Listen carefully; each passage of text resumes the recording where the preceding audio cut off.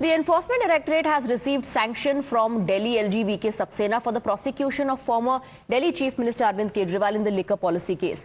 ED had sought permission for prosecution on the 5th of December. Now, this comes weeks ahead of the crucial Delhi Assembly elections. Here, the AAP is aiming to secure a fourth term in the face of an upbeat BJP. However, there has been a massive political showdown after the action by LG. AAP claimed that there was no such sanction and demanded proof of the same. AAP has also accused ED of callousness in investigating the case, in relation to which several senior leaders from the party were jailed, including Arvind Kejriwal and former Delhi Deputy CM Manish Sisodia. Listen in. ये एक झूठी और बेबुनियाद खबर सुबह से चल रही है। मुझे नहीं मालूम कि इसका सोर्स क्या है। अगर दिल्ली के एलजी बीके सक्सेना जी ने किसी प्रकार का कोई मंजूरी का पत्र दिया है तो मैं कह रहा हूं उसको दिखाइए, सार्वजनिक कीजिए। कहां है वो मंजूरी का पत्र?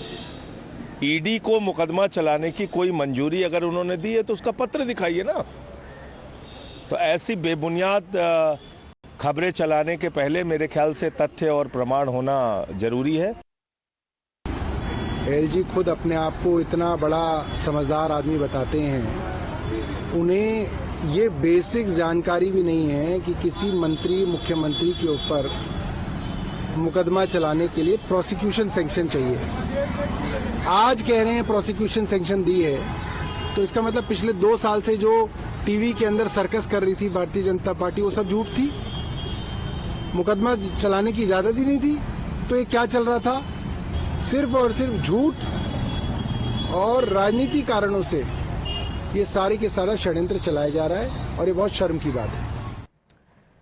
Now, AAP's ally in INDI bloc, TMC, has linked this to the upcoming assembly elections in Delhi and accused the BJP of using probe agencies as its tools to harass the opposition parties. Meanwhile, the Bharatiya Janata Party claims that it was just law catching up with Kejriwal and action was being taken according to law. देखिए, एक बात तो स्पष्ट है कि शराब घोटाले में अरविंद केजरीवाल ने दलाली और कमीशन खाई है और वो शराब घोटाले के मुख्य अभियुक्त हैं, किंग पिन है और पूरी दिल्ली को लूटने का काम उन्होंने शराब घोटाले के माध्यम से किया है।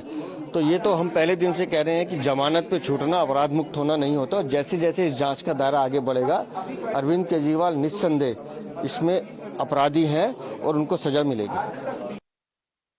ये तो पहले से दिल्ली के लोग अपेक्षा कर रहे थे और इसमें बहुत आश्चर्य की बात नहीं है।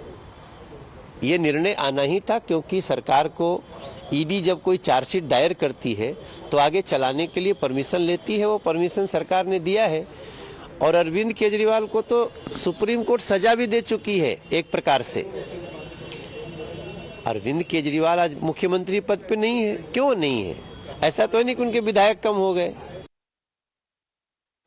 देखिए, जो शराब का स्कैम हुआ, जो घोटाला हुआ, उसमें सबसे बड़ा रोल ही अरविंद केजरीवाल का है और एलजी साहब ने सैंक्शन दिया है। अब कब तक खैर मनाएंगे केजरीवाल?